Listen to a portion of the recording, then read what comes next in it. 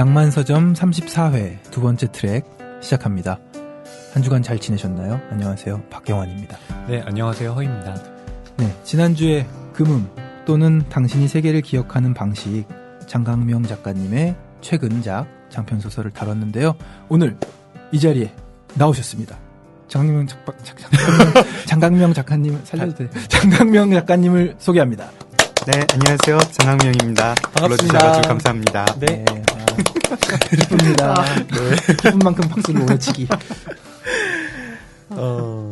장강명 작가님, 저희 낭만서점 청취자분들께 네, 인사 다시 한 번만 길게 부탁드립니다. 낭만서점 청취자님들 안녕하세요. 장강명입니다. 제가 작년에 열광금지 에바로드를 썼을 때 그때 이제 정희연 선생님이랑 허희 선생님이 낭만서점에서 소개를 해주셨었어요. 네. 허희 대감. 허희 선생님이시고요. 그때 낭만서점을 들으면서 나도 저기 꼭 나가야지 이랬는데 마침내 나오게 됐습니다. 잘 부탁드립니다. 지하 스튜디오인데요. 사실 창고입니다. 좀 어색하시죠? 깜짝 놀랐어요. 네. 이런 데서 녹음을 하다니. 교보문고가 여기 있는 줄도 몰랐어요. 네. 여기 오시는 분들이 항상 놀라십니다. 좀 뭐 익숙하던데요. 저희야 이제 녹음하는 곳은 언제나 오래 하니까 지하죠. 거라지 스타일로. 예. 대체로는 그 교보문고 광화문 매장을 생각하세요. 네. 그런데 거기가 아니다. 뒤로 오셔야 돼요. 막 이렇게 하면 여기가 어딘가. 이렇게 거기였으면 좋겠다는 로망은 한 번 정도 품었던 것 같긴 하네요. 저도요. 약간 이 음모가 벌어지는 장소 같아요. 의외로 이렇게 무슨 비밀 기지, 그렇죠. 연구소 이런 느낌. 요새 같기도 하고. 네. 작가님이 그 선한 눈매와 약간은 조금은 수줍은 말투가 굉장히 매치가 잘 되시는 것 같아요. 그렇죠. 제가 원래 성격은 별로 안 좋은데 이렇게 눈이 처져가지고 다들 좋게 봐주는 그런 득을 누리고 있습니다.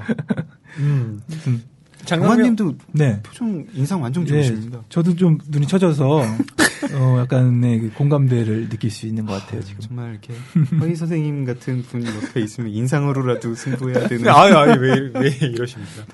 허희 씨가 굉장히 그 웃는 모습이 앳되고 얼굴에서 눈에 빠져들 것 같은 그런 느낌도 좀 나고요. 제가 사실 어제 후 선생님이랑 푹토크를 했거든요. 아주 끝나고 이제 열심히 트위터를 검색을 했어요. 장강명 푹토크. 검색하니까 후기가 허희 평론가 개 잘생김 뭐 이런 거. 아닙니다. 그래요? 예, 책 얘기보다는 역시 이렇게 이런 외모 질상주의 사회처럼. 저는 이럴 때마다 드린 얘기가 있습니다. 제가 다른 일을 하지 않고 문학 쪽에 와서 참 다행이다. 아니에요. 그러니까 여기 와서 이런 칭찬을 들을 수 있다는 게 다른 데 갔으면 어디 가서 제가 이런 대접을 받겠습니다. 이쪽 업계에서도 다 먹힐 비주얼이죠. 이쪽 무릇은 좀 얕다. 얕다. 제가 결코 무시하는 건 아닙니다. 그런데 좀 진입 장벽이 낮고 그러니까 이때 진입 장벽이라는 게 등단 이런 게 아니라 알죠? 그렇죠. 평론가가 당황하시는 모습을 보니까 문학평론 계열에서 뭐 외모가 중요한 요소가 아니다 보니 그런데 그걸 갖추고 계시니까 칭찬을 받으시는 거죠. 갖추는 건 아닌 것 같고요. 그 선생님이랑 호칭에 대해서도 아까 경환 씨가 대감이라고 하셨는데요. 허대감. 그냥 이쪽 업계에서는 그냥 선생님이랑 호칭을 자연스럽게 다 쓰는 것 같아요. 그러니까 작가님한테도 선생님, 시인한테도 선생님, 다 서로 그렇게 부릅니다. 네, 그렇더라고요. 제가 그러니까 뭐 여러모로 약간 물을 흐리고 있는 것 같기도 하고. 박경환 선생님, 박 선생. 책이 가득한 그리고 소설을 사랑하는 책방. 이곳은 낭만서점입니다.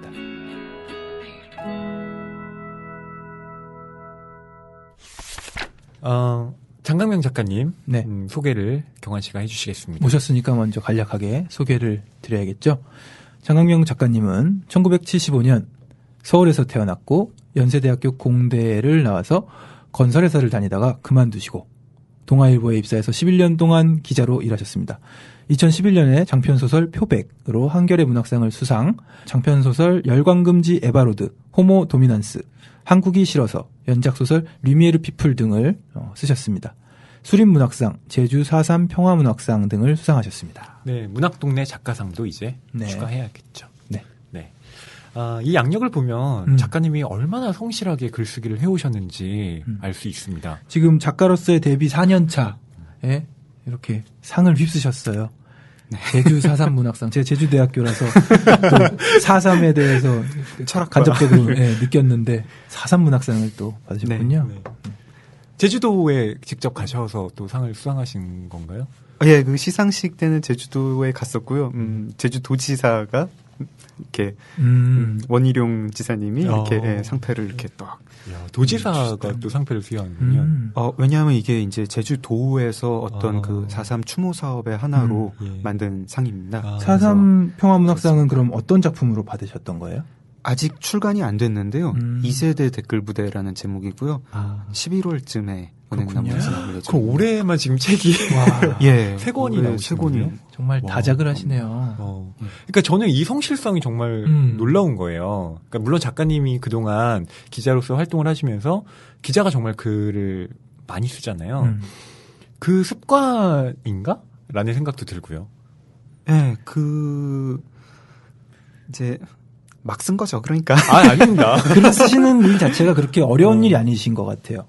그럴까요? 저는 그러니까 이게 써 나가는 일 자체가 좀 부담스럽고 그렇지는 않으셔서 쭉쭉 써 나가실 수 있는 게 아닌가. 매일매일 마감을 해야 되니까 뭐 오늘 어디 가가지고 뭐 취재하고 몇 시까지 기사 보내고 뭐 하루에 기사 서너 개 쓰는 날도 있고요. 그러니까 쓰는 작업 자체는 이런 식으로 훈련이 되기도 힘들 거예요. 그거를 10년 동안 하면은 뭐 쓴 양은 엄청 많죠. 그리고 뭐 언제 어떤 상황에서도 쓸 수 있게 되는 그런 훈련도 받은 셈이고요. 네. 그래서 쓰는 작업에 큰 거부감은 없는데 그냥 어떤 동전의 양면 같아요. 이렇게 쉽게 쓰고 쉽게 털고 막 이러는데 또 한 문장 되게 한 단어 깊이 고민하는 훈련은 전혀 받지 못했거든요. 그래서 뭐 이게 무슨 시간 대비 단어 수로 평가받는 게 아니잖아요. 작가로서의 성실함, 네. 치열함이라는 게.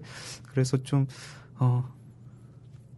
다작하는 작가는 성실하고 과작하는 작가는 불성실하다고 비춰지면은 되게 좀 송구스럽고요. 저는 성실하게 쓰려고 하고 다른 분들도 성실하게 쓰신다고 생각하고 그렇습니다. 유리한 면이 있으신 것 같아요. 일단 저질러 놓고 또 이제 작품을 내기 전에는 퇴고라는 작업이 있으니까 그때 또 깊이 생각하셔도 되는 거고 일단 저지르지 못할 때 사실 다작은 이루어지지 않거든요. 음악도 마찬가지고. 그렇죠. 네. 그게 이제 저도 그걸 좀 느끼는데요.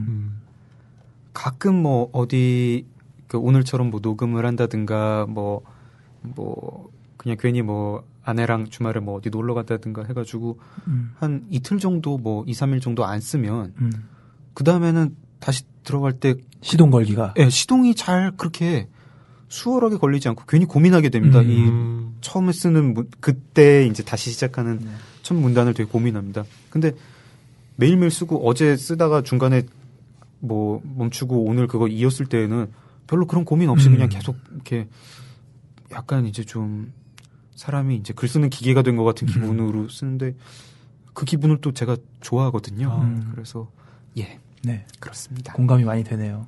작업도 하던 거 계속해야 되거든요. 멈췄다가 다시 하면은 시동 거는데 오래 걸립니다. 그래서 그렇게 월요병이 싫으면 일요일에 나와서 출근하는 그렇구나. 이렇게 많은 수상을 하시고 많은 작품을 내시고 반응도 좋은데 인기를 좀 실감하고 계신지 궁금합니다. 지금 인기를 너무 많이 실감하셔서 수줍은 얼굴이에요. 저는 그 베스트셀러 순위를 이렇게 소설 검색을 하는데 장강명 작가님 작품이 한 30위권 내에 다 있는 거예요. 와우. 한국이 싫어서 금음 이 책하고 또 표백까지. 와. 그래서 아니 한국 소설 야 장강민 작가님 대단하다 막 이런 생각도 했는데요. 그게 저도 베스트셀러 순위 검색 되게 많이 해요. 그러시군요. 이름도 검색하고 이제 인기를 실감하죠. 왜냐하면 옛날에는 이제 뭐 책이 작년까지만 해도 2-3권 나왔을 때 트위터에 이름을 검색하면 제일 최근 글이 일주일 전 글이고 막 이러면 그랬는데 지금은 뭐 올라오니까 하루에 하나씩 둘씩 올라오니까 뭐 그때보다는 내가 언급이 많이 되는구나라고 생각도 하고 또 한편으로는 이제 인기 소설가라는 게요. 제 아내가 정신 차리라면서 하는 말이 네가 들어보지도 못한 아이돌 그룹 어떤 제일 인기 없는 멤버가 너보다 훨씬 많이 언급된다고. 한국 소설가 인기 뭐 별거 없다고. 뭐 너 이런 아이돌 그룹 들어봤어? 뭐 이러면서 여기 얘 알아? 얘 한번 검색해봐. 이러면 정말 그게 훨씬 많죠. 네. 그리고 베스트셀러 순위도 뭐 기왕 나온 김에 말씀드리면 정말 운이 좋았다고 생각해요. 제가 정말 운이 좋은 게 지금 다른 소설이 없어가지고 그런 것 같아요. 올 초부터 올해 초부터 이제 신문에 그 문학면을 보면은 작년 말부터 사실은 그랬습니다. 내년에 대형 작가들 돌아온다. 김훈, 박민규, 김혜란 뭐 이런 선생님들, 작가님들 작품이 돌아온다. 그게 이제 제가 신문사에 있었으니까 그 기사를 쓰는 기자들의 고충을 문학 기자들의 고충을 이해할 것 같은 게요. 사실은 그 작품이 있어가지고 작품 얘기를 쓰고 싶고 그랬을 거예요. 그리고 그걸 써야 되는 거고요. 뭐 어느 작가의 신작이 나왔다 이거 얘기하고 또한 다음 달 있으면 또 어느 작가의 신작이 나오면 그거 얘기하고 그런 타이틀이라고 하는 작품들이 나와야 되는데 그게 지금 공교롭게 올해 들어가지고 이게 참 올해가 희한한 해인데요. 여러 가지의 악재가 있는 와중에 작품도 뭐 이렇게 확 언급되는, 그러니까 우리가 확실한 팬이 있는 또 평론가들도 굉장히 이제 분석하고 싶은 그런 대형 작가들의 신작이 안 나온 지가 몇 달 됐잖아요. 그렇지 않나요? 그럴까요? 저는 잘 몰라서. 원체. 안 나온 지가 몇 달이, 그러니까 누구나 이분 책 나오면 가서 사야지라고 그렇죠. 기다리는 작가님들의 작품이 안 나온 지가 몇 달 됐습니다. 뭐 그게 그 몇 달이 돼서 다들 안타까워 하는데 거기 공교롭게 이제 메꾸셨군요. 빈 공간을. 그러니까 제가 그분들이랑 급이 어울리는 게 아닌데 작품이 없다 보니까 언급도 많이 되고 뭐 책이 신작이 뭐 별로 얘기할 게 없으니까 언급도 많이 되고 한국이 싫어서는 제목도 그러니까 언급이 되고 뭐 베스트셀러가 실제 판매량은 어떨지 궁금한데 사실 제 책이 그렇게 별로 팔리진 않았습니다. 근데 아마 지금이 어떤 가뭄인 것 같아요. 그래서 정말 가뭄에 콩이 몇 개 나오니까 얘가 베스트셀러 순위에 들어가고 막 그런 상태 아닌가 싶습니다. 아유, 뭐 겸손의 말씀이신데 이거 겸손이에요. 작가님의 감사합니다. 네, 전 그렇게 생각하고요. 고맙습니다. 예. 작가님께서는 그 공모전에 또 많이 도전하신 걸로 유명해요. 네. 그래서 뭐 당연히 수상을 많이 하셨기 때문에 시기 어린 어떤 질타도 받으셨으리라 예상이 되는데요.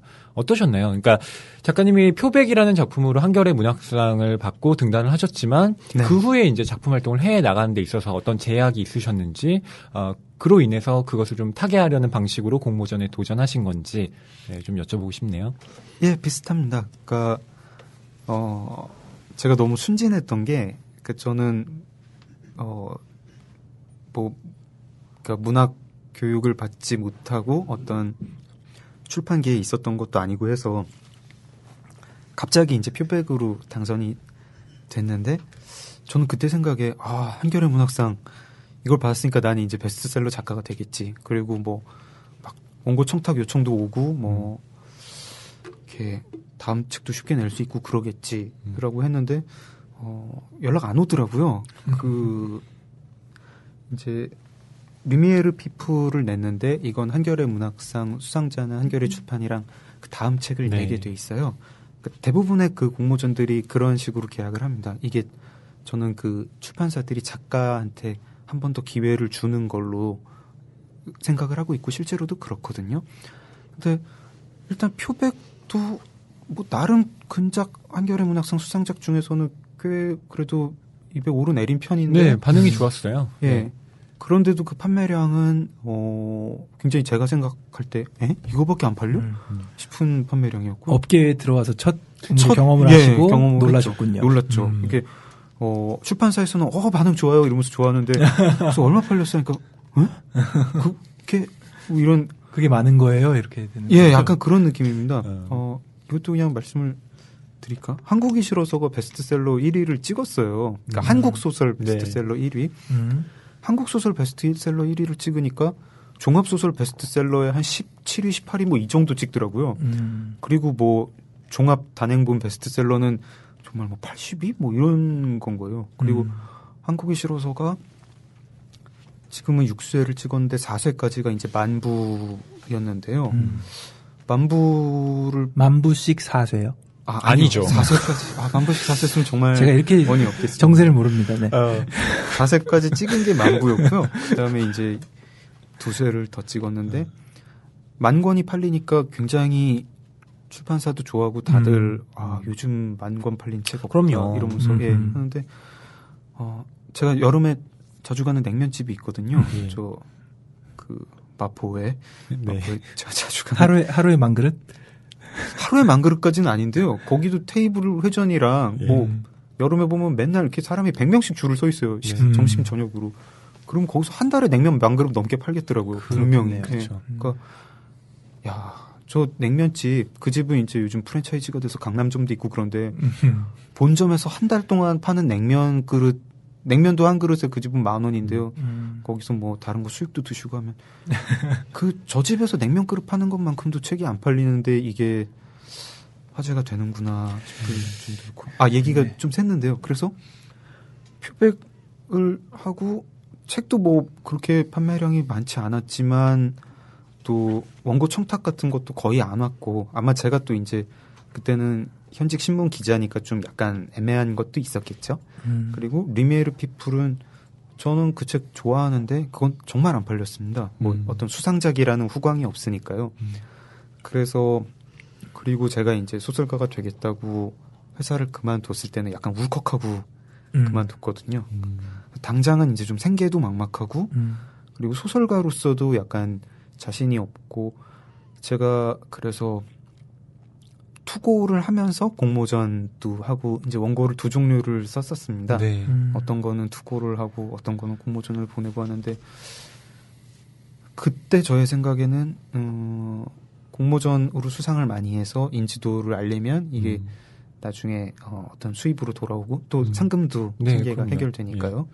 그렇게 했고 투고는 이제 호모도미넌스 같은 이제 SF 스릴러를 쓰면서 제가 그때 7년의 밤이랑 다카노가자키의 제노사이드 같은 게 이제 베스트셀러가 되는 걸 보면서 저게 저렇게 팔려도 소설가로서 전업 작가로서 먹고 살 수 있겠다 했는데 공모전 문이 좁은 건 알았는데요. 투고 문이 그렇게 좁은 줄 몰랐어요. 제가 투고로 책이 나온 거는 호모도미넌스 한 권뿐이고 공모전 수상은 그 이후로 3번을 했고 투고가 더 좁더라고요. 뭐 출판사에 아예 출판사 홈페이지에 투고 받을 주소가 안 적힌 출판사도 꽤 있고 투고 보내면은 이제 답장 없는데도 많고 네, 답장이 와도 뭐 옥고로 보내주셔서 감사합니다. 한 달 뭐 검토를 뭐 어쩌고 하겠습니다 하고 그 다음에 이제 답 없고 뭐 어떤 식으로든 이제 좀 작가로서 먹고 사는 문제도 해결하고 또 소설을 계속 쓸 수 있는 토대도 만들고 싶어서 공모전도 하고 투고도 하고 뭐 그때는 뭐 시기 질투에 뭐 이런 건 전혀 신경 안 쓰고 했습니다. 그리고 요행이 공모전에 이제 당선이 됐죠. 네. 요행은 아니죠. 그러니까 투고가 더 어려울 수밖에 없는 게 대체로 투고는 편집자 한 사람이 보잖아요. 혹은 편집자 위에 그렇죠. 위에 한 분이 더 보신다던가. 근데 이제 공모전은 여하튼 심사위원들이 여러 명이 있고 그 사람들이 이제 독해를 통해서 최종작 한 편을 골라내는 방식이기 때문에 훨씬 더 다양한 시각들이 존재할 수 있다고 봐요. 공모전이. 뭐 물론 공모전의 장단점이 분명히 있겠지만 저는 공정한 기회를 열어준다는 점에 있어서는 공모전에 기여가 있다고 보거든요. 그리고 이 심사평도 여러분의 문학평론가, 소설가 분들의 심사평이 실려 있더라고요. 네. 네. 그래서 이 소설가 분들, 문학평론가 분들의 심사평을 보면서도 그걸 알 수 있었어요.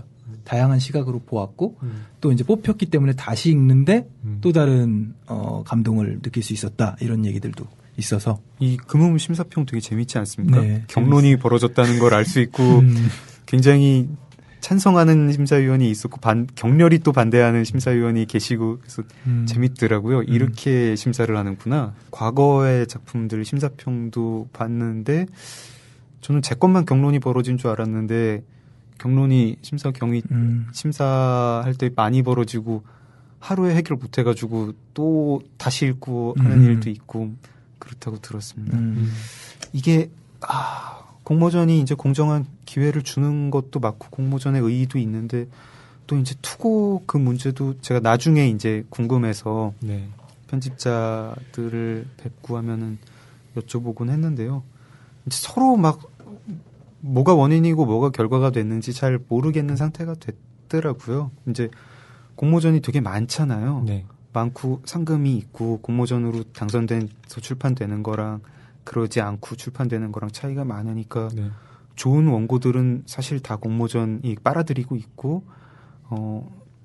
출판사로 투고가 들어오는 원고 자체가 그렇게 편집자들 입장에서 그러니까 약간 선입견이 생길 수밖에 없는 거예요. 이게 뭐 정말 좋은 원고 같으면 그리고 이 사람이 좀 출판계를 좀 공부한 사람 같으면 공모전으로 보냈겠지? 이런 생각이 있을 수밖에 없고 또 편집자들이 너무 바빠가지고 그걸 검토할 시간도 많이 나지 않고 막 이제 공모전이 위상이 더 커질수록 좋은 투고 원고가 없어질 테고 투고 원고를 공들여 봐야 될 이유도 없어지고 막 이게 이제 이런 식으로 오래 돼 왔던 것 같습니다. 되게 이상한 일이죠. 공모전이 지금 정말 많거든요. 네. 네, 문학 안에서 하는 것도. 그런데 공모전은 이렇게 많아졌는데, 오히려 문학계 자체는 빈곤해진 이상한 기현상이 지금 일어나고 있어요. 음악계에서 케이팝 스타, 뭐 슈스케 그렇죠. 많이 예. 생겼는데, 음악으로서 질로서의 이 예. 풍성함은 왠지 빈곤하게 느껴지는.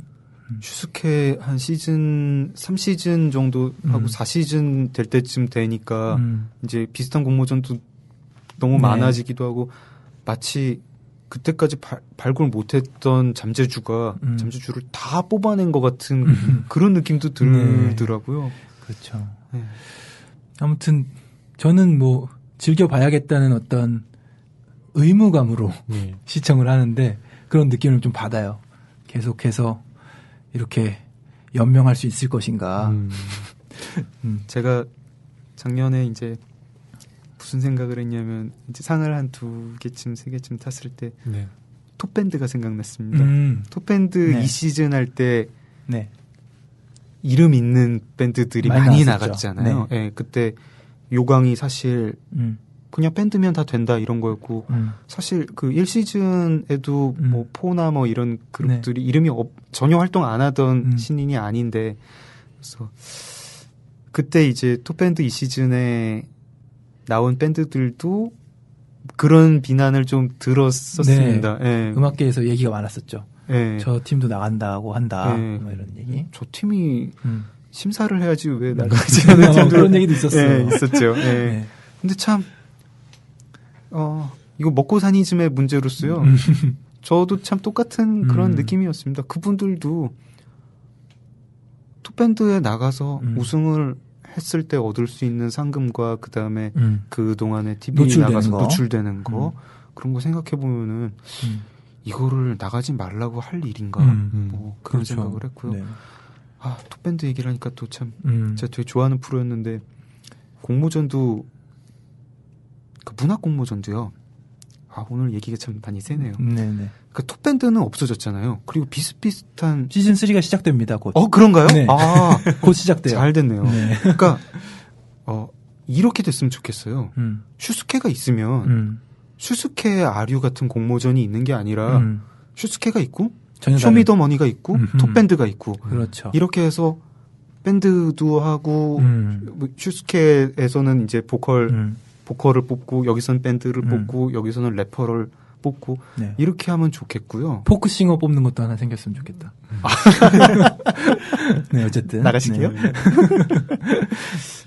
공모전도 지금 이제 공모전에 대한 여러 가지 비판 중에 하나가 이제 상들의 개성이 없다거나 뭐 심사위원이 너무 중복된다거나 하는 게 있는데 좀 그런 거는 이런 공모전 제도를 크게 바꾸지 않고도 능히 가능하고 좀 약간 공모전을 주최하는 쪽이나 예. 응모하는 사람들이나 또 독자나 다 윈윈할 수 있는 거 아닐까 생각이 듭니다. 네. 제주 4.3 평화문학상이 저는 그래서 좀 좋은데요. 그렇군요. 이거는 주제가 정해져 있습니다. 인권, 민주주의, 자유 뭐 이렇게. 근데 그런 공모전 있는 거 좋은 것 같아요. 그러니까 여기서는 우리는 뭐 칭릿 안 뽑는다. 뭐 또 굉장히 어떤 개인의 내면에 대한 얘기는 우리는 흥미가 없다. 우리는 어떤 사회에 대해서 이야기하는 또 민주주의에 대해서 이야기하는 그런 작품을 우리가 발굴하고 그런 글을 쓰는 작가를 우리가 발굴하겠다 이런 네. 의지가 반영된 거잖아요.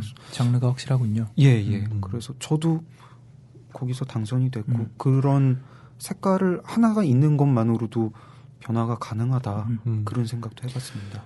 그러면 기초적인 질문이긴 한데 네. 이 공모전에서는 이름 없이 작품만 읽겠네요. 그렇죠. 지금 블라인드 테스트죠. 이미 많이 받으셨다는 사실을 알면 이름이 써 있으면은 이제 누락될 수도 있고 이런 거니까. 원래 모든 공모전은 다 블라인드입니다. 그렇군요. 네. 그렇게 해야죠. 오늘 이렇게 책 홍보해야 되는데 네. 공모전 얘기만. 네. 근데 사실 장강명 작가님 모셔서 뭐 저희가 여러 가지 이야기를 당연히 나눌 수 있겠지만 저는 작가님과 정말로 한국 문학의 어떤 환경, 제도 이런 거 좀 대화를 나누고 싶었어요. 실제로 이번에 문학동네 가을호에서 장강명 작가님이 좌담에 예, 참석을 하셔서 또 여러 가지 이야기를 해주셨는데요. 네.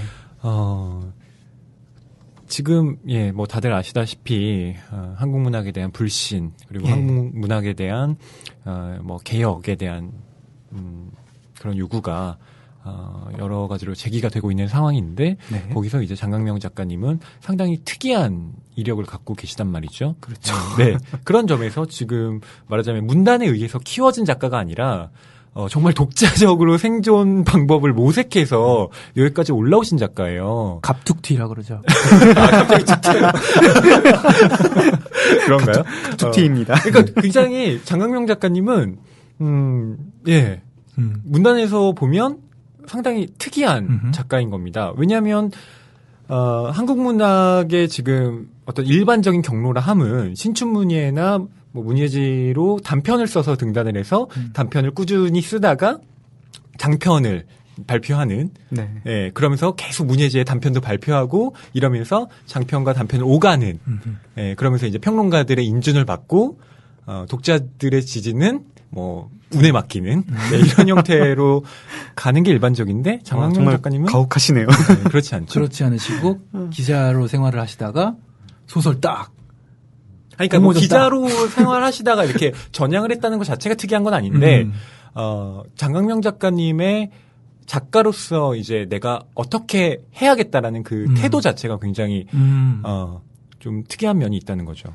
저도 이제 그거를 뒤늦게 알았죠. 제가 이제 되게 어떤 유니크한 위치에 있구나, 이력이 또 독특하구나 이런 거를 알고 있고 이게 저한테 지금 의미하는 바라든가 저한테 어떤 영향을 미치는 바를 저도 자꾸 이렇게 생각을 하게 됩니다. 생각을 하게 되는데 어떤 면에서는 제가 문단의 이방인이고 어떤 면에서는 문단의 적자고 그런 셈입니다. 그러니까 문단이 키운 작가가 아니라고 보는 분들도 계시고 어떻게 보면은 저야말로 문단이 계속 키우고 있는 그 공모전을 다 그렇죠. 평론가와 소설가들이 했고요. 다 주류 평론가, 주류 소설가라고 불리는 분들이 했고 제일 어떤 주류의 문학상을 받아서 맞아요. 지금 제가 이제 독자를 만나게 된 방법은 문학상 수상자, 문학상 사관왕으로 만났습니다. 그러니까 좀 이제 이렇게 그런 이력을 어떤 면에서는 저는 약간 이제 생각을 해보다 보니까 좀 이렇게도 보이고 저렇게도 보여서 이제 이건 그만 생각하자는 식의 생각도 좀 드는 게요. 거 봐라. 지금 뭐 한국 문단에서 키우는 코스대로 하니까 안 되고, 장강명처럼 뭐 공대 나와가지고 다른 일 하다가 하니까 오히려 호응이 좋지 않냐. 한국 문단이 건강하지 않다라고 주장할 수도 있을 것 같은데 반대로 한국 문단이 얼마나 건강하면 이런 작가를 이력이 특이하고 뭐 이력 아무 상관없이 또 뭐 그런 어떤 뭐 문예창작학과 스타일의 문장이 없는데도 뭐 계속 주목을 하고 이렇게 하겠냐. 이게 바로 문단의 건강성을 보여주는 거다라고 역으로 얘기할 수도 있는 상황이거든요. 그래서 네, 거기까지만 저는 생각을 해봤고, 예, 그래서 뭐 이제 제가 거기서 누구를 편들 것도 아니고 저도 이제 내가 어느 지점에 서 있는 걸까? 뭐 경계에 있는 뭐 경계인 같은데요. 제가 쓰고 싶은 소설 자체는 또 제가 이제 문단을 대하는 태도는 그 저의 이력하고 되게 비슷합니다. 경계에 있습니다. 막 엄청 지금 이제 한국 소설이 많이 나오는 어떤 그런 스타일을 제가 할 거냐 하면 아니고 저는 저의 스타일이 있습니다. 예. 근데 제가 뭐 한국 문단이랑 되게 뭐 척을 지고 이거를 내가 뭐 개혁 대상으로 생각한다. 내가 뒤엎겠다. 이렇게 생각하냐면 그렇지 않아요. 저는 지금 한국 소설들을 되게 좋아해요. 그래서 그냥 누가 잘했고 잘못했다가 아니라 가문 와중에 다양성이 없어진 게 비극의 원인 아닌가. 그리고 저는 확실히 여기 다른 건 몰라도 이제 다양성을 풍부하게 하는 데에는 일조하지 않을까 하는 생각은 좀 듭니다. 그러니까 특이한 이력을 갖고 있으니까 계속 특이하게 쓰겠습니다. 네. 그리고 특이한 태도로 이 경계로 이렇게 쓰겠습니다. 그게 한국 문단을 비판하는 사람도 결국은 한국 소설이 문학이 잘 되길 바라면서 비판하는 분일 거고 제가 이런 식으로 쓰겠다고 할 때 그걸 응원해 줄 것 같고 한국 문단의 건강함을 믿고 계신 분들도 제가 여기서 이렇게 쓸 때 더 건강해질 거라고 응원해 주실 것 같아요. 그러니까 포지셔닝도 이 포지셔닝이 참 좋고 하던 대로 쓰면 되는 거니까 편하기도 하고 그렇네요. 네. 네. 어쨌거나 장강명 작가님을 통해서 뭔가 문단에 환기가 일어난 것 같은 그런 기분을 느끼네요. 되게 막 이렇게 장강명 작가님의 저는 정말로 갈 때 비행기 타고 가시면 되겠어요. 원래 이렇게 다 이렇게 게스트 나오면 다 이러는 거죠? 그럼요. 네. 어제 저희 북토크를 금은 또는 당신이 세계를 기억하는 방식으로 했는데요. 네. 어제 독자분들과 이렇게 대면을 어쨌든 하신 거잖아요. 네. 또 소감이 어땠는지 궁금해요. 그러니까 두 분이 지금 이제 청취자분들은 모르시니까 두 분만 어제 따로 만나셨던 거잖아요. 어제 그렇죠. 공개 방송 형태의 장강명 작가님의 이 소설을 가지고 이야기를 나누는 시간이 있었던 거고 그렇죠. 오늘 낭만서점 녹음을 하는 거고요. 네. 어떠셨나요? 뭐 이러저러하게 이제 얼굴이 부끄러워지는 달아오르는 그런 경험이었는데요. 제가 느꼈던 거는 저런 걸 느꼈어요. 그 질문들을 이제 미리 받았었잖아요. 네. 근데 질문들의 한 3분의 1? 한 절반? 3분의 1 정도가 왜 소설을 쓰시는가 그리고 소설이 지금 무엇을 할 수 있는가 이런 거를 물어보시는 질문들이 많더라고요. 어떻게 보면 이제 어제 그 북토크 행사에 오신 분들은 굉장히 지금 한국 소설을 읽는 독자분들 중에 제일 코어 독자들이실 텐데 네. 그분들이 작가를 만나가지고 궁금해하는 게 왜 소설을 쓰나요? 왜 소설이 지금 뭘 할 수 있나요? 이게 진지한 질문이 오갔네요. 예, 그리고 약간 좀 기분이 이상했습니다. 왜냐하면 저희가 부동산 개발하는 사람한테 왜 부동산 개발하시나요? 라고 안 물어보잖아요. 그거 제 생각엔 돈이 되니까 모든 사람이 답을 알고 있습니다. 돈이 되게 잘 벌리고 명성이 있는 거 뭐 아이돌 가수가 되겠다는 아이한테 왜 아이돌 가수가 되려고 하니 그런 질문을 던지지도 않고 그 질문이 그렇게 존재론적 질문이 되지도 않습니다. 그러니까 그리고 소설로 뭘 할 수 있나요 같은 거는 정말 밑에 어떤 회의감 같은 게 배어 있는 거 아닌가 하는 질문 자체에. 예. 그러니까 그 회의가 이런 식으로 나타나는 것 같아요. 소설을 쓰는 게 필요하다. 그리고 소설이 좋다라는 거는 밑에 깔려 있지만 너무 지금 소설가가 되는 게 어렵고 소설이 너무 지금 무력한 것 같다. 그래서 답을 듣고 싶었던 게 아닌가 그런 생각이 들었습니다. 특히 이제 질문 중에 어떤 분들은 아마 소설가 지망생으로 보이는데 네. 소설가 지망생이 그런 질문을 하는 상황이 뭐랄까 그분은 소설을 쓰고 싶은 겁니다. 소설을 쓰고 싶은데 소설을 전업작가가 되면 돈이 안 벌리고 되게 힘든 일이 될 거고 내가 소설을 쓰면 그게 뭐가 세상을 바꿀 수 있나 뭘 할 수 있나 이런 거를 아마 다른 사람의 응원을 듣고 싶었던 거 아닌가 하는 생각입니다. 쓰고는 싶은데 외부적인 푸시가 필요하다는 뭐 그런 거네요. 예, 제가 만약에 부동산 개발을 한다, 금광 개발을 한다 이러면은 외부적인 푸시가 필요 없을 거예요. 이거 뭐 확률은 어떻게 될지 몰라도 뭐 10% 1%라도 성공하면 대박 난다. 그러면은 누구의 응원이 필요하지 않을 겁니다. 저의 수치타산이 필요하죠. 근데 지금 참 다들 거기에 깊은 의문들이 있는 상태구나. 네. 그런 생각을 했습니다. 소설을 왜 쓰는가 자체에 대한. 네. 네. 사실은 다들 알고 있어요. 다들 알고 있지만 소설 쓰는 게 너무 어려운 상황이라서 그 네. 말을 응원을 듣고 싶었던 것 같아요. 이런 이야기를 합니다. 문학계에서 근대문학은 끝났다. 그러니까 근대문학의 종언이라는 태제가 가라타니 고진이라는 일본의 평론가에 의해서 제기가 됐어요. 근데 거기에 대해서 이제 뭐 여러 논란들이 있었습니다.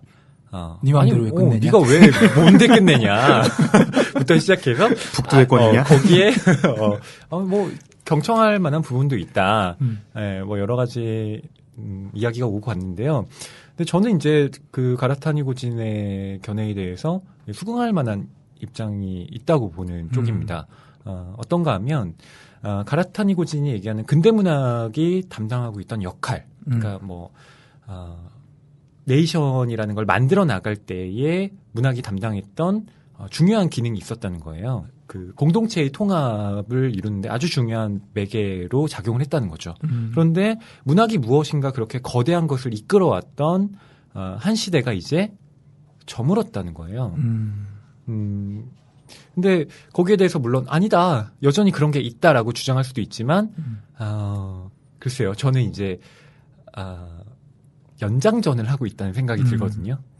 공식적인 이제 경기는 다 끝났고 이제 연장전을 하는데 그것을 이제 우리가 어떻게 해 나갈 것인가? 혹은 어떻게 이제 새로운 판을 짜지? 라는 그런 숙제에 부딪혔다고 생각하거든요. 그러니까 지금 이제 소설을 왜 쓰는가라고 묻는 질문은 단순히 동기나 이걸 어떻게 해야 되지가 아니라 지금 그런 환경적인 변화에 대한 고민과 맞물려 있는 질문이라고 생각해요. 그렇죠. 음악을 하면서도 사실 비슷한 걸 좀 느끼고 제가 학생들이랑 송라이팅이라는 강의를 통해서 만나면서도 얘기를 좀 하는데 예. 왠지 학교에서 교단에서 전해줘야 될 것들은 일단 음악의 역사와 또 대중음악이 이제 발생한 지가 얼마 되지 않았잖아요. 락 음악이나 뭐 이렇게 해서. 네. 그러면 그런 발생의 이유가 사회적으로 있었던 음악들이 있는데 한 80년대 그 황금기를 지나면서 이제는 사회적인 이유에서의 발생보다 음악을 또 뛰어넘고 사운드적인 싸움을 하고 뭐 이제 보이는 거 이런 것들이 강조되면서 그러면 음악을 만드는데 투자되는 비용보다 뮤직비디오 만드는데 돈이 더 들고 그렇죠. 이런 그렇죠. 상황들이 네. 발생했는데 그게 근대 문학이 끝났다는 말을 들으니까 그거랑 조금 매치가 되는 것 같아요. 제 생각에는 이제 80년대가 지나고 나서 90년대 오면서부터 약간 그런 담론이 유행을 했던 것 같아요. 그러니까 제가 가라타니 고진을 직접 읽지는 않았고 이제 전에 듣는 그런 거였는데 고진은 오히려 그 얘기를 할 때 한국 문학 얘기를 되게 비중 있게 끌어오잖아요. 네, 한국 문학이 80년대에 힘이 셌다. 왜냐하면 한국 문학은 그때 반체제 성격이 있었으니까 80년대가 독재 시대였기 때문에 문학이 거기 저항을 하면서 다른 나라에서는 안 그랬는데 한국에서만 문학이 강력했다. 예. 근데 그러니까 제가 이제 여기서부터는 고진 이야기를 아는 게 아니라 그냥 저의 논지인데요. 문학이 어떤 체제에 저항을 할 때 힘이 생겼고 그때는 문학이 힘이 있다. 그리고 문학이 체제에 들어가면은 죽는 것이다라고 얘기를 할 때 그렇다면은 지금 이제 문학이 체제에 완전히 들어왔는가 또는 지금 체제가 너무 강고해가지고 이 바깥이 없을 정도인가 이게 진짜 막 모순이 없는 사회인가 하면 그렇지 않거든요. 제 생각에는 안 그러고 고진의 그런 근대문학의 종언 이야기를 할 때 제가 또 떠오르는 게 프란시스 후쿠야마입니다. 예. 이제 근대문학이 아니라 후쿠야마는 아예 더 나서 역사가 종언했다. 그러니까 그때 저는 후쿠야마도 나중에 그 말을 번복합니다. 네. 자기가 생각이 틀렸다고 하는데 그때 잠시 냉전이 끝나고 어떤 공산주의 혁명이 접고 이제 모든 게 자본 논리라는 네. 한 논리로 이제 되는 것 같으니까 음악도 어떤 음악 산업의 형태로 네. 들어오고 MTV라는 그런 매체나 이제 네. 영상 산업이 이제 돈이 많은 영역에서 음악을 이제 다 들어오니까 사람들이 한 가지 논리만 남았고 이제 반체제가 없구나. 그럼 역사도 끝이네. 그럼 문학도 끝이네. 이렇게 생각했던 거 아닌가? 이건 제가 이제 깊이 공부를 한 게 아니라 그냥 저의 느낌적인 느낌인데요. 네. 그렇지 않다고 생각해요. 지금 여기 앉아 계시는 분들 중에도 그렇고 듣는 분들 중에도 그렇고 그래서 우리가 뭐 지상낙원 살고 있나요? 아니잖아요. 아니죠. 네, 아니죠. 그러면은 반체제가 있는 것이고 문학이 그걸 얘기를 할 수 있는 거고 많이 얘기하고 있다고 생각합니다. 네. 뭐 저도 소설에서 뭐 20대 네. 좌절 이야기를 썼고 뭐 한국이 싫어서라고 쓰기도 하고 다른 작가분들도 활발히 하고 계십니다. 지금 이제 공교롭게도 그런 담론과 함께 한국 문학 산업이 출판 산업이 이제 위축되다 보니까 그게 두 개가 이제 겹쳐가지고 더 무력해 보이는 것 같은데요. 음악도 음악 산업이 이제 어떤 거대해지다 보니 거대하면서 이제 기획사에서 만드는 음악들이 큰 과거보다 크게 되고 이제 네. 아티스트 개인으로서의 음악이 좀 줄어들고 하는 그런 것들이 네. 그런 또 이제 90년대에 나온 어떤 유행 같은 담론과 겹쳐가지고 우리를 자포자기하게 만드는 거 아닌가 싶은데 별로 동의하지 않습니다. 그 말을 들으면은 약간 저는 좀 중2병 같다는 생각도 살짝 들고요. 뭐가 끝났다고 선언할 때 되게 멋있어 보이는 거 있잖아요. 네. 그런 게 본질 아닌가. 그리고 제가 뭐 비루하게 살자 뭐 이런 얘기를 하는 게 아닙니다. 그래도 살자 뭐 이런 얘기를 하는 게 아니라 여전히 힘이 있고 크게 어퍼컷 몇 방 날릴 어퍼컷 정도가 아니라 전복까지는 모르겠지만 저는 또 이 체제를 막 완전 반대하는 사람 아니거든요. 저는 지금 대한민국도 좋아하고 자본주의도 좋아합니다. 근데 이거를 크게 수선할 어떤 힘들이 많이 문학이 있고 문학의 어떤 제가 문학하는 제일 첫 번째 이유는 아닙니다만 문학의 여러 가지 사명이고 역할이고 여전히 힘이 있다. 그리고 잠깐 우리가 뭐 비가 한 석 달 안 오면은 이제 비는 안 오는 것이다 이렇게 사막화가 진행되고 있다라고 생각하는 그런 어떤 갈수기에 이제 끝에 와 있는 거 아닌가. 그리고 지금이 바닥 아닐까? 이제 좀 이렇게 더 치고 올라가지 않을까 뭐 그런 생각도 합니다. 작가님 말씀을 듣다 보니 제가 잠시 뿌듯해졌어요. 어떤 최근에 발표한 제주소년의 신부 달리자. 예, 달리자. 바로 그런 의미에서 이 모든 역경과 고난을 해치고 달리자는 의미거든요. 저희 함께 달려보아요. 네, 갑자기 그 생각이 나네요. 네. 예, 저도 작가님의 말씀을 들으면서 뭐 이런저런 생각을 하게 됐는데요. 불과 얼마 전까지 문학평론, 그러니까 비평 안에서 가장 많이 쓰였던 단어가 바로 파국입니다. 파국. 네. 파국을 하도 많이 써가지고. 더 이상 이제 뭐 어떤 국면을 깨트려야 되지? 네. 이게. 쌍피읍을 써야 되나? 여기서 뭐 이게 끝이라면 뭐 더 이상 뭐 어떡하지? 그러니까 이런 생각이 저는 그런 비평들을 읽으면서 꽤 들었거든요. 그러니까 너무 쉽게 그냥 파국이라는 한 단어로 이 모든 상황을 그냥 뭉뚱그려 버리는 건 아닌지, 그렇게 쉽게 좀 포기해 버리는 건 아닌지, 네. 네, 그런 생각들을 하게 됐는데요. 네, 작가님의 말씀이 또 사실은 대중들도 아는 것 같아요.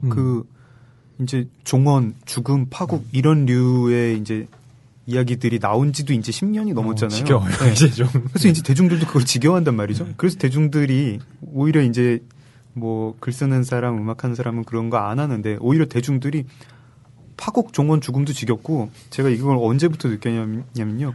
아행행 뭐 이런 거 나올 때부터 죽음이고 뭐고 모르겠고 거의 막 무의미의 의미를 해체하는 수준의 그런 거 그냥 약간의 이제 냉소와 좀 뭐 약간 자조적인 웃음과 또 뭐 거의 무슨 유머가 무슨 현대 미술 같아 버리지 않았습니까? 아행행 보면은 맞아요. 이거 예술이라고 봐서 예술 같고 아행행 이후에 뭐 나오는 뭐 각종 많죠. 유흥들이 거의 뭐 파국 어쩌고 하는 것도 촌스러워 보이는 지경에 굉장히 포스트 뭐랄까 한 포스트 한글말 책이 가득한 그리고 소설을 사랑하는 책방 이곳은 낭만 서점입니다.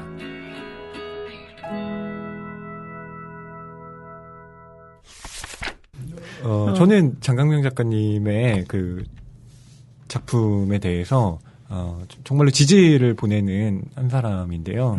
그래서 저 트위터에 남기기도 했습니다. 사실 트윗이나 이런 거 안 남기거든요, 저. 근데 이제 제가 나중에 장강명 론을 써보고 싶다라고, 그러니까 꽤 오래 전에 썼습니다. 그 얘기를. 그게 이제 우리 세대의 이야기를 하고 있기 때문에 그랬거든요. 그러니까 20대의 이야기들을 뭐 표백부터 쭉 다루신 그런 일련의 과정들이 네.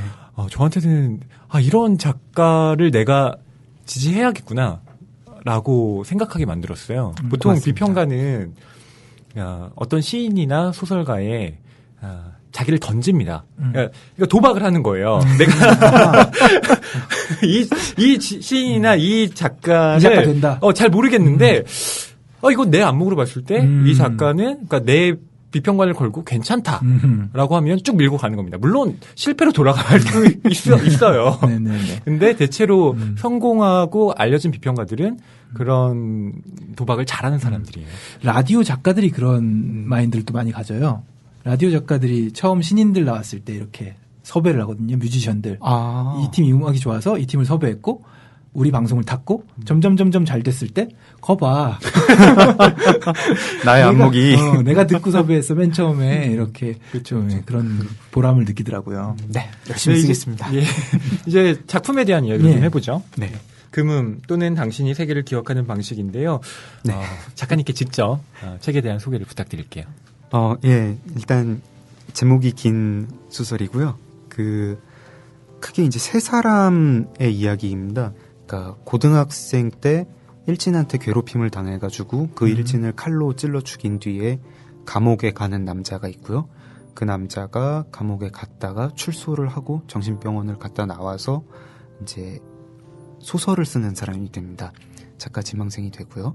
그리고 그 남자가 칼로 찔러 죽인 아이의 어머니가 남자가 교도소에서 나오기를 기다렸다가 이 남자를 끈질기게 쫓아다니면서 우리 아이가 일진이 아니었다고 그거를 남자 입으로 확인을 듣고 싶어 합니다. 그런 어머니가 나오고 그 어머니와 남자 사이에 이제 남자와 고등학생 때 잠깐 좀 썸을 탔던 여자가 그 사이에 이제 출판사 편집자가 돼가지고 학습 만화를 만드는 편집자가 되어 있고 그 어머니로부터 남자를 지켜주려고 그렇게 하고 있습니다. 그래서 세 사람의 얘기가 이제 서로 가해자랑 피해자가 계속 바뀌다가 이제 마지막에 파국을 파국에 이르는 이야기입니다. 네.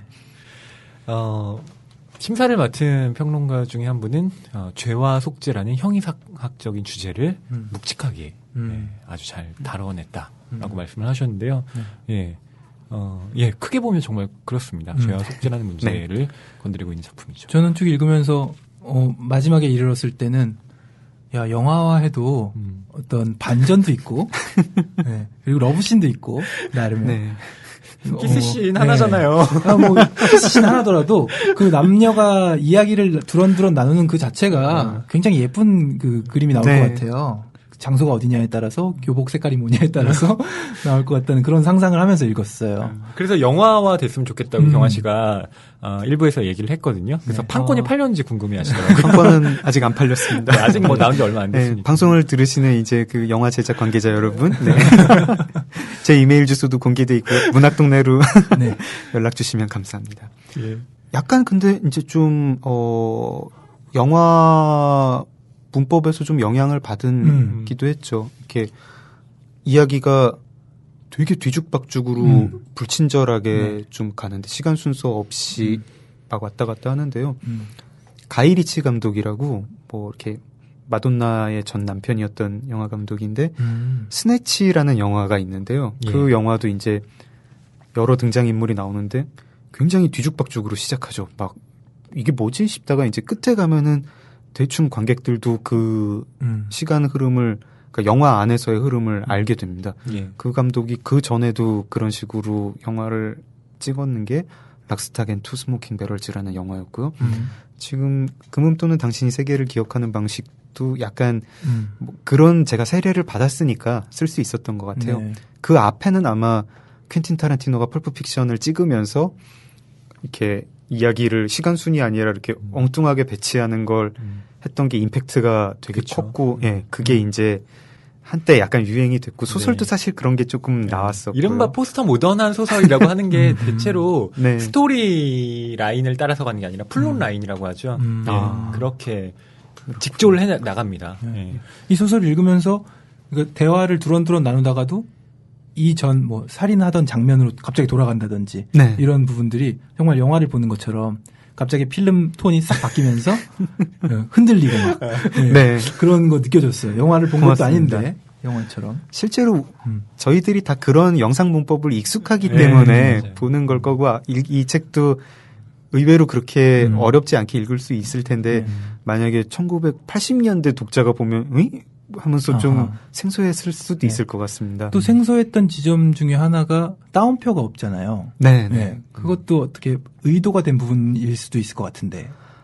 예, 좀 이렇게 사실 뭐 그렇게 깊이 있는 의도는 아니고 좀 얄팍한 의도였는데요. 따옴표 없는 소설들도 뭐 이게 처음은 아니고 뭐 그 전에도 많이 있었죠. 근데 그런 되게 약간 따옴표가 없이 대화랑 문장이 이렇게 엮이면 살짝 무슨 운문 같은 느낌도 좀 들고 해서 그런 느낌도 내보고 싶어가지고 뭐 그런 것도 차용하고 뭐 네. 그랬습니다. 신수정 평론가가 여기 심사평에서 이런 얘기를 했어요. 네. 그러니까 따옴표가 없이 이 대화체를 서술과 섞어서 시각적 쾌감과 가독성을 높였다. 라고 이야기를 하거든요. 네. 그러니까 저는 거기서 가독성이라는 말은 네. 뭐 어느 정도 수긍을 하는데 다만 시각적 쾌감이라는 게 과연 뭘까? 그건 제가 나중에 심수정 선생님 만나면 좀 여쭤보고 싶은 따옴표가 있어야 시각적으로 쾌감이 들 수도 있는 건데 정리를 이렇게 딱딱 해줘야. 네, 그러니까 네, 과연 이때 선생님이 언급하시는 이 시각적 쾌감이라는 게 뭘까? 낭만 서점에서는 불편한 점이 하나 있었어요. 네. 저희들이 대화체를 주로 나눠서 낭독하는데 어디까지 누구 대사인지 분별이 안 되는 경우가 있어가지고 한 사람이 읽곤 했습니다. 전편에서. 좀 약간 그런 건 있습니다.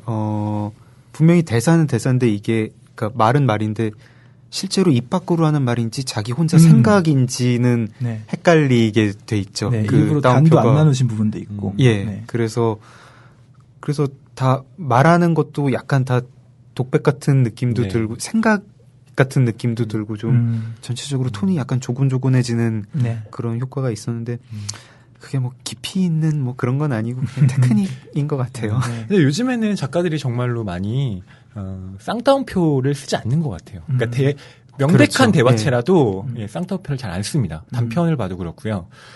근데 그건 제가 봤을 때 그 자유간접화법이라고 이야기를 하는데 그러니까 소설에 있어서 그 화법이 또 작가들이 많은 고민을 하는데 이제 직접 이야기를 하는 것과 간접적으로 제시를 하는 것과 그리고 이것이 작자의 말인지 등장인물의 말인지 모호하게 흐트러뜨릴 때 이제 자유간접화법이라는 이제 그런 기법을 쓰는데요. 그럴 때 이제 따옴표를 안 쓰면 그 독자로 하여금 더 많이 해석하게 만들죠. 이게 직접 화법일까? 이건 작자의 말일까? 이런 식으로 흐트러뜨려서 또 소설의 의미를 보다 풍부하게 하는 그런 효과가 있죠.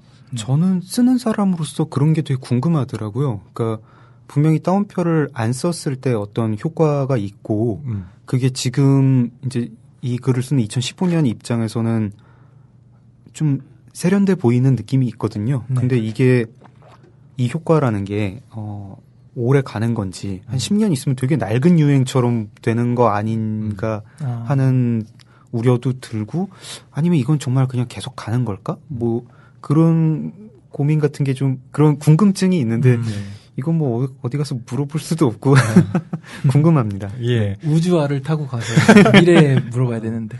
근데 저는 글쎄요, 뭐 이게 나중에 낡았다 이렇게 보기는 어려울 것 같고요. 그냥 독자들도 이제는 다 익숙한 방식으로 이렇게 받아들이는 것 같아요. 따옴표가 없어도 그냥 그렇게 읽는 어떤 눈이 이제 생겼다고 할까요? 그러니까 이런 겁니다.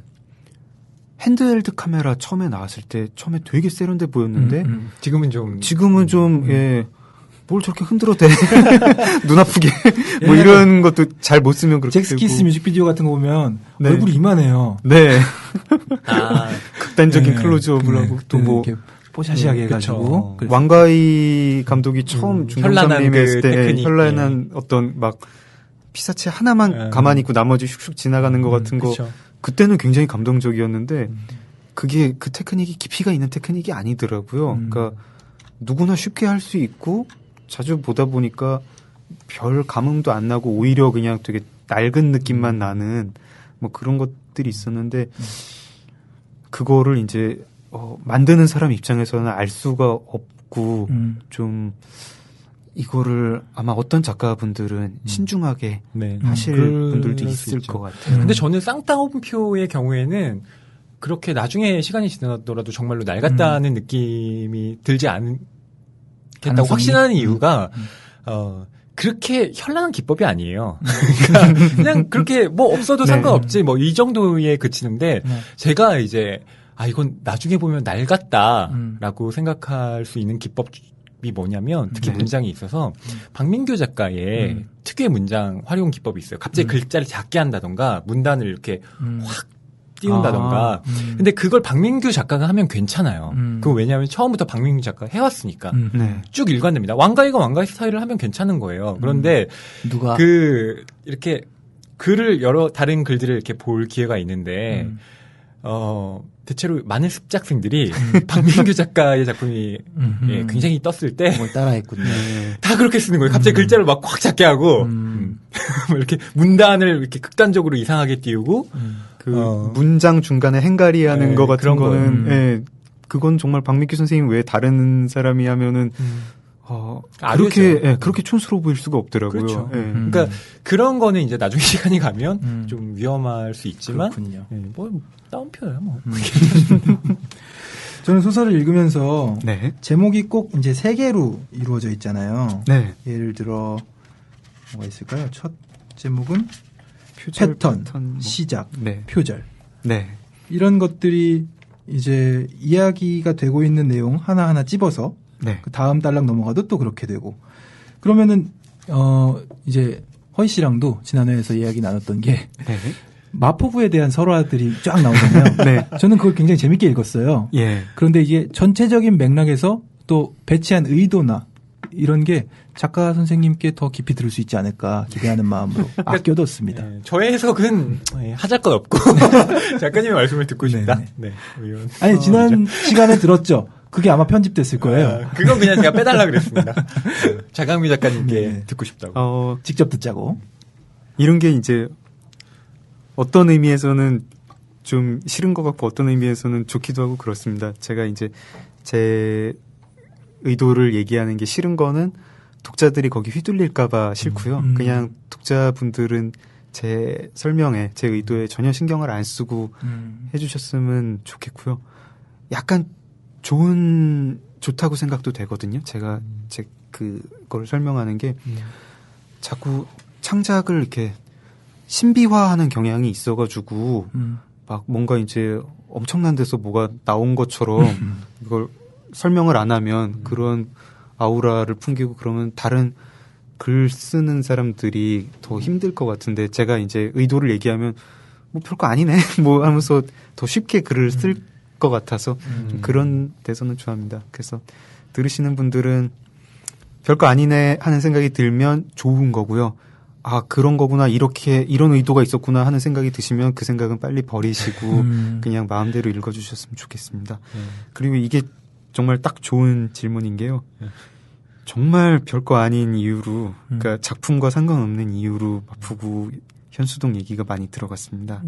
제가 개인적인 욕심 중에 하나가 어떤 이야기가 소설에 되게 흩뿌려져 있게 하고 싶었어요. 그리고 그거를 총괄하나 얘기 하나를 따로 소설로 쓰고 싶은 게 있었는데 나중에 쓸 생각입니다. 그 제목이 시간의 언덕 현수동이라는 소설이고요. 내용은 뭐 아직 확 정하지는 않았는데요. 이 동네 금음 또는 당신이 세계를 기억하는 방식에 나오는 동네가 배경이겠고 예. 그 동네가 훨씬 더 큰 비중을 차지하는 소설일 거예요. 그래서 사실은 이 마포구 현수동 이야기가 제 다른 책에도 거의 매번 나옵니다. 열광금지 에바루트에서 얘네가 OST 녹음하는 동네가 마포구 현수동이고 네. 그 리미에르 피플의 시간의 언덕 현수동이라는 소설이 아예 나옵니다. 그런 소설이 있는데 이거를 작가가 어떤 사람한테 허락을 받기 전에는 출간을 못하는 책으로 소개가 됩니다.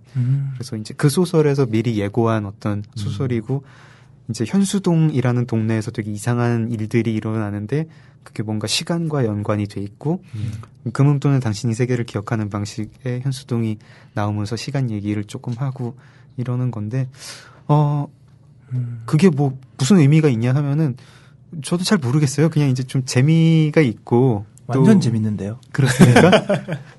이런 거를 스티븐 킹이 이런 작업을 했고요. 다크타워 시리즈가 아마 스티븐 킹 소설에 이렇게 흩뿌려져 있을 겁니다. 조금씩.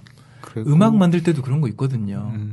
예, 앨범 제목에 이제 언니네 발관이 그런데요. 네. 꿈의 팝송이라는 곡이 2집엔가 들어있을 거예요. 3집 앨범 제목이 꿈의 팝송입니다.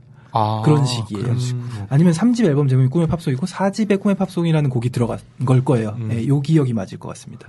예, 그런 식이에요. 이게 이제 쓰는 사람들한테는 뭐 이스터에그라면 이스터에그고 뭐 좀 얄팍한 재미를 주나 봐요. 아가사 크리스티 소설에 보면은 등장인물들이 이렇게 저렇게 겹칩니다. 뭐 포아로랑 같이 작업했던 누가 여기서는 뭐 다른 사람이랑 작업하고 뭐 미스 마플이랑 포아로도 뭐 몇 달이 걸쳐가지고 아는 사이가 되고 뭐 그런 식으로 하는데 그게 뭔 의미가 있느냐. 거기에 뭐 장강명 월드 뭐 크리스티 연대기 뭐 이런 식으로 붙일 수가 있느냐 하면은 별 의미는 없다고 생각해요.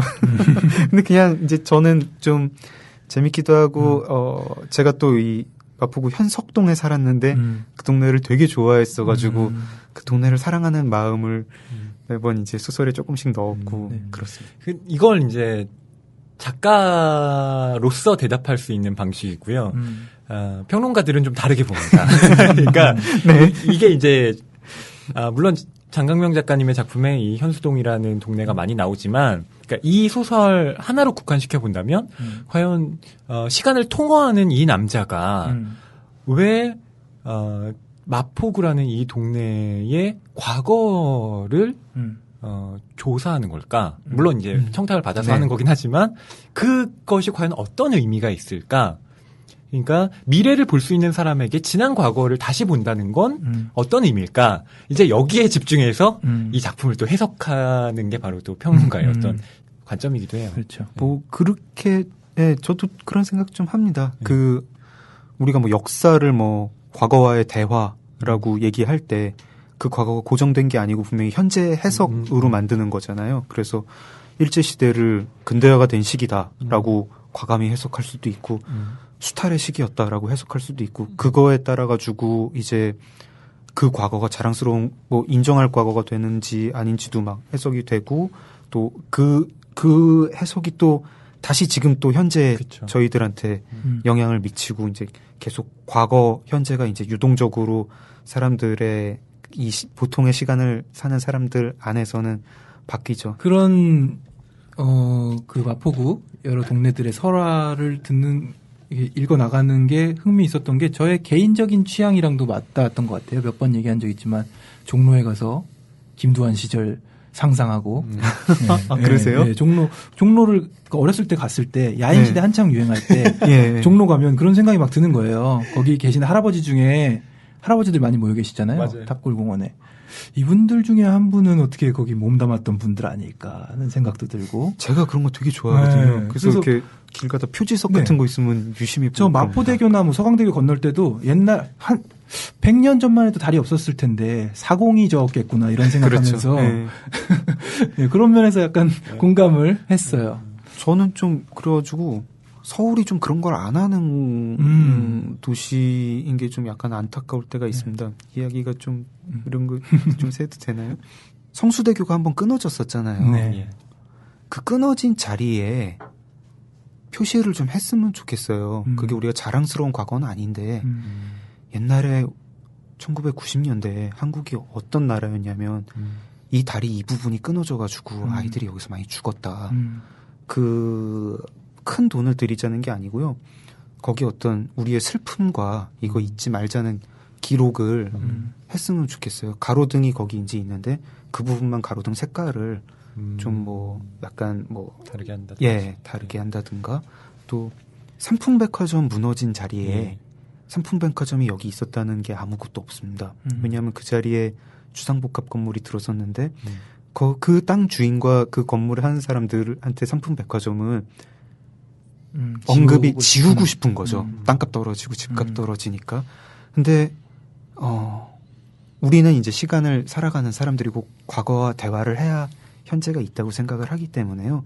저는 삼풍백화점이 무너진 자리에 있는 주상복합 건물 앞에도 어떤 기념에 우리가 이거를 추모하는 어떤 조경물 같은 거라도 하나 좀 세웠으면 해요. 네. 그리고 거기는 이제 지금 이제 사유지니까 뭐 어떻게 될지 모르겠지만 성수대교 같은 거는 뭐 서울시에서 관리하는 걸 거 아닙니까? 그렇죠. 네.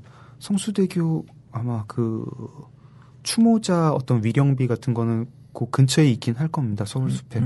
삼풍백화점 추모자 위령비는 되게 엉뚱한 데 있어요. 뭐 양재동에 있을 겁니다. 아마. 그런 거를 자꾸 우리가 또 엉뚱하게 몇백 년 된 뭐 여기가 뭐 정의품 누가 뭐 했던 데다 뭐 이런 거는 막 기록을 해놓거든요. 뭐 문화재 뭐 도로 해놓고 하는데 좀 건강한 대화가 되려면 과거와 건강한 대화가 되려면 그런 아프고 슬프고 부끄러웠던 거를 그리고 분명히 우리 동시대 기억입니다. 다들 성수대교랑 삼풍백화점을 실시간으로 기억하시죠? 그걸 경험했던 사람들이죠, 우리가. 우리 과거를 직시를 하고 거기다가 기억을 하는 게 되게 성숙한 태도라고 생각해요. 조선시대에 정의품 관리가 뭐를 품을 받던 곳이다. 여기가 쌀창고가 있던 곳이다. 이런 거보다 더 바로 그 과거를 좀 기록을 해야 된다고 생각합니다. 네. 사회가 빨라지는 만큼 이제 그거에 대한 환기나 생각도 잘 없는 것 같고요. 너무 이제 기억하고 싶은 과거만 기억하려는 그런 게 좀 그렇습니다. 저는 사실 어제 독자 질문에서도 나왔던 얘기인데 왜 이영과 보람이라는 여자만 이름이 직접적으로 등장하고 나머지 캐릭터들은 희미하게 익명화되어 있는가? 저는 익명이라기보다는 그냥 무명이라는 이름이 그러니까 그런 호칭이 더 어울리지 않나 싶은데요. 그것과 이제 대척점에 있는 것이 아까 마포구 탐사할 때 합정동은 우물이 있는 마을이니까 합정, 상수동은 강에 있는 동네니까 상수, 뭐 이런 식으로 그 기표와 기의가 사실은 일치되는 그런 언급들인데 캐릭터의 이름에 있어서는 다 안 맞는단 말이죠. 그러니까 보람이도 실제로 삶이 그렇게 보람차지 않은 것 같은데 보람이고 뭐 이영우는 잘 모르겠고 나머지는 뭐 강이라는 뭐 이렇게 한 단어로만 나온다던가 기표 자체를 거부하는 그렇게 다 거부되어 있는데 그것에 대해서 어제 작가님께서는 이영우가 보람이는 상대적으로 사랑을 많이 받았던 인물이어서 이름을 부여하고 나머지는 이제 상대적으로 이렇게 좀 소외된 네. 캐릭터라서 이름이 없는 것으로 설정을 했다라고 말씀을 하셨는데요. 아주 초급의 독자로서 제가 투정을 부리자면은 그렇게 이름이 없다 보니까 뭐 어떻게 된 건지 처음에 막 길을 헤맸어요. 누구야 이렇게 했었는데 네. 사실은 이제 주인공들이 이름이 있는 게 맞잖아요. 그리고 이제 보람이도 지금 이름이 보람은 아니죠. 지금은 예, 이름이 뭔지 알 수 없는 여자고 오히려 굉장히 의미 없이 스쳐 지나가는 보람 언니는 이름이 있고 슬기라고 이름이 있고 보람의 직장 상사의 딸도 예솔이든가요? 뭐 예진이로 나오죠. 이름이 있고 하는데 정작 이 세 사람은 이름이 없어서 슬픈 사람들이고요. 그거를 어떤 좀 이름이 없어서 슬프다는 말에 벌써 의미가 있네요. 되게 여기 패턴 얘기도 되게 많이 나오는데요. 네. 그러니까 저는 혼자서 의미 부여한 게 뭐가 이 사람들은 제대로 현재를 못 사는 사람들이고 현재가 이제 과거에 뺏겨 있거나 미래가 이제 고정돼 있어서 현재가 없거나 그리고 되게 자기들이 어떤 그래서 현재가 없기 때문에 어떤 틀 안에서만 살고 있습니다. 아주머니는 그냥 몇십 년째 계속 똑같은 일을 하면서 거기서 헤어나오질 못하고 있고 여자는 자기가 학대받았기 때문에 자기는 불행해야 된다고 생각하고 실제로 불행하고 네네. 어떤 이름 없는 삶 그리고 되게 고정된 패턴의 삶을 살고 있습니다. 그리고 그거를 막판에는 결국은 다 극복을 하는 거라고 저는 생각해요. 거기서 어떤 극복을 하는데 네. 어떤 식으로 극복을 하냐면 패턴이 없어지는 게 아니라 그냥 그 패턴은 패턴대로 있는데 그 안에서 의미를 찾는 게 저희들 인생이 다 그런 것 같아요. 제가 가끔 막 사는 게 허무해지거나 무의미하게 느껴질 때가 있는데 그때 제가 다른 사람의 패턴에서 되게 벗어나 있어가지고 그런 게 아니라 너무 제 삶이 뻔하다는 생각이 들 때 더 그렇게 됩니다. 우리가 뭐를 다 그래서 저는 그 패턴이라는 게 되게 허희 선생님 원래 그 저한테 주신 질문지에도 그런 거 있었지만 네. 운명이나 숙명 같은 운명 같은 그런 느낌으로 다가올 때가 있습니다. 저의 운명을 패턴화시키면 뻔합니다. 태어나서 뭐 초등학교 다니고 중학교 다니고 고등학교 다니다가 뭐 20몇 살 때 이제 사회 나와가지고 결혼하고 뭐 좀 좋아하고 슬퍼하다가 죽겠지. 이거 다 사람의 우리의 현대인의 대부분의 패턴이죠. 뭐를 패턴화시키면은 정말 의미가 없어집니다.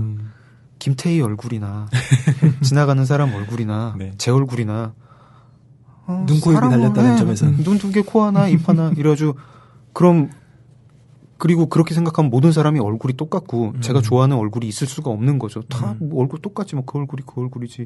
그래서 이거를 극복하는 방법이 눈을 하나 더 달자, 뭐 코를 없애자 이런 게 아니잖아요. 그렇죠. 그 패턴 안에서 근데 이 사람은 눈이 이렇고 나는 이 얼굴을 좋아한다 이런 식으로 의미를 찾는 거잖아요. 예. 그래서 제가 지금 이제 수습이 잘 안 되네요. 이 얘기가. 아닙니다. 지금까지 뭐 이름이 없었던 이유 얘기하고 있었던 거잖아요. 네. 말씀하시는 게 해주신 것 같아요. 네. 이름이 없는 사람은 개성도 없는 거고 모든 무명인의 남자라고 지칭되는 사람은 개성이 정말 없는 거죠. 세상 절반이랑 똑같은 거고 여자, 아주머니 다 이래서 되게 이 사람의 어떤 의미 없는 느낌 되게 개성 없는 느낌을 보여주고 싶었는데 끝에는 결국에는 다 어떤 식으로든 그 패턴 안에서 극복을 한다고 생각합니다. 남자는 자기가 그때 죽을 걸 압니다. 알지만 자기가 그 안에서 되게 의미 있게 만들고 죽습니다. 그렇죠. 네. 그리고 여자는 자기 과거를 다르게 생각하게 됩니다. 내가 그렇게 학대당한 게 아닌가? 우리 아버지가 날 사랑했나?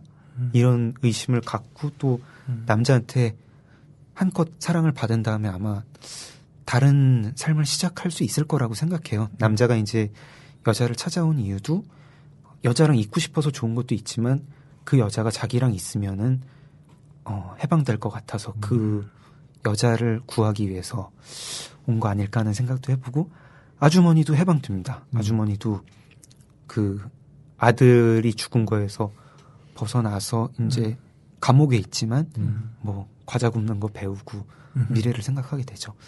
이런 식으로 우리를 규정하는 우리가 뛰어넘지 못하는 어떤 운명이 있긴 한데 그거하고 상관없이 우리는 또 그 운명 안에서도 의미를 찾을 수도 있을 것이다. 이게 패턴을 극복하는 방법이다. 근데 이제 이거는 그냥 제 해석이고 독자 여러분들은 그 독자분들 나름의 해석을 해주시기를 바라겠습니다. 네. 제가 차례도 약간 이게 좀 잔재미였는데요. 예. 차례를 보면은 딱 되게 누가 봐도 패턴인 것처럼 차례가 돼 있습니다. 다 두 글자짜리 세 단어로 해가지고 차례가 되게 비주얼이 좀 그렇잖아요. 네, 그러네요. 네, 근데 끝에서 두 번째 장만 패턴에서 벗어나는 소제목이 돼 있죠. 그래서 이런 거 다 그냥 사소한 테크닉이고 저는 재밌게 생각하는 거니까요. 독자분들도 심각한 의미를 두시지 마시고 그냥 아이고 요런 재미도 있구나. 뭐 그렇게 생각해 주시면 고맙겠습니다. 네, 전달이 된 것 같아요. 저 같은 경우에는 읽으면서 너는 누구였어 해서 뭔가 더 진하게 다가왔어요. 네. 고맙습니다. 이제 슬슬 정리를 해야 될 시간인데요. 네. 저희가 장강명 작가님 모시고 한국 문학 정말 전반에 대한 이야기와 그 장강명 작가님의 신작 그 또는 당신의 세계를 기억하는 방식에 대해서 충분하지는 못하지만 그래도 어느 정도 이야기를 했다고 생각합니다. 네. 꽤 많은 이야기를 나눴죠. 네. 고맙습니다. 네. 장강명 작가님 독자분들께 이 책에 대해서 또 언급을 하시고 싶은 말씀이 있으시다면 마지막으로 좀 해주십시오. 제가 몇 번 인터뷰를 하면서 자꾸 이제 먹고 사는 얘기를 자꾸 많이 하게 되고 뭐 베스트셀러 작가가 되고 싶다 이런 말씀을 많이 드려가지고 생각해보니까 좀 오해를 불러일으킬 수도 있는 것 같은데요. 저는 인쇄 수입보다는 독자를 많이 만나는 걸 바랍니다. 그래서 다 도서관에 가서 읽으시거나 빌려 읽으시는 거 제가 되게 환영합니다. 저도 도서관 애용자고요. 많이 읽어주십시오. 사서 읽지 않아도 괜찮고요. 막 이렇게 빌려서 읽어주시고 서점 가가지고 읽어주시고 저 되게 좋아합니다. 네. 그래도 저는 사서 읽겠습니다. 저도요. 보내드릴게요. 아니에요. 사서 읽어야죠. 저한테 이게 던져주시는데. 오늘 장강명 작가님 또 이렇게 창고 스튜디오에 나와주셔서 감사드리고요. 아니 나름 깔끔한 작업입니다. 되게 후끈한 녹음이었어요. 네. 오늘 어떠셨는지 모르겠네요. 나와주셔서 감사합니다. 네, 고맙습니다. 네.